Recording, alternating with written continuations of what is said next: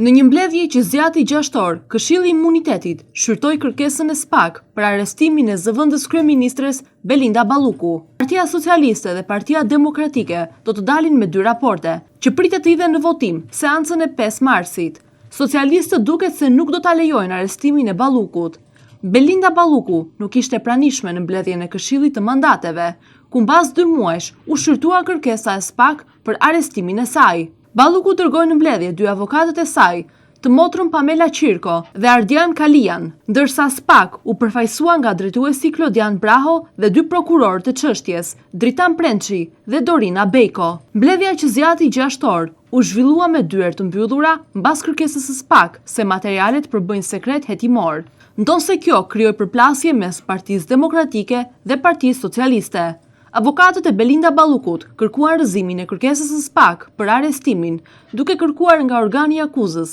që të provojë pretendimet për prishjen e provave dhe rrezikun që Balluku të largohet nga vendi. Kreu i grupit parlamentar të Partisë Socialiste, Taulant Balla, theksoi në një prononcim për mediat se nuk ishin dakord për dhënien e menjëhershme të autorizimit për heqjen e imunitetit të Ballukut, ashtu sikurse ka propozuar Partia Demokratike, duke shtuar se për këtë vendoset në seancën e kuvendit. Ai tha se në fillim do të ketë një diskutim me grupin parlamentar të Partisë Socialiste dhe më pas do të dalin me një raport, duke shtuar se në kuvend, aty ku pritet që të votohet për heqjen e imunitetit të zëvendës kryeministres nën akuzë, të 2 palët do të shkojnë me 2 raporte. Në emër të 5 deputetëve prezent të Partisë Socialiste,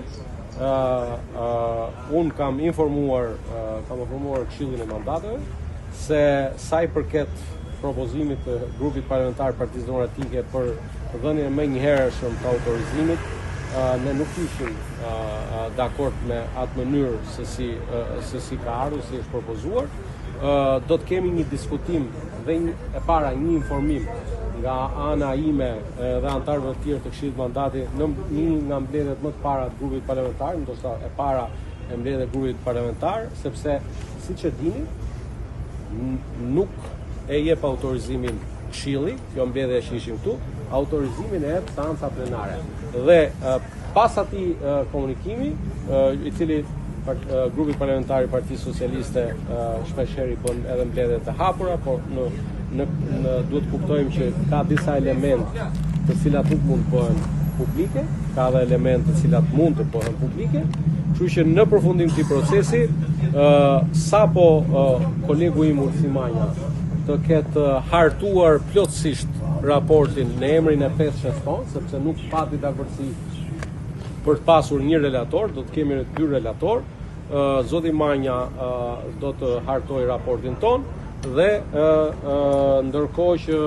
nga ana e tyre dhe 5 deputetë do të sillen raportin. Kreu i grupit të Partisë Demokratike, Gazmend Bardhi, ka treguar detaje nga mbledhja me dyert të mbyllura të Këshillit të Mandateve. Ai shpjegoi se mbledhja duhet ishte bërë me dyert të hapura për mediat, ndërsa akuzoi mazhorancën se po i bëhet mburoj zëvendës kryeministres së pezulluar për abuzime me detyrën dhe tenderët. Në një, po themi, besnikëri profesionale, avokatët e zonjës Balluku e ndihmuan Këshillin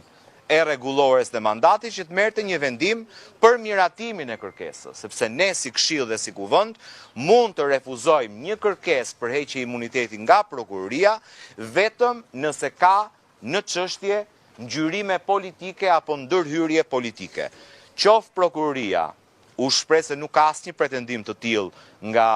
e pandeura Balluku,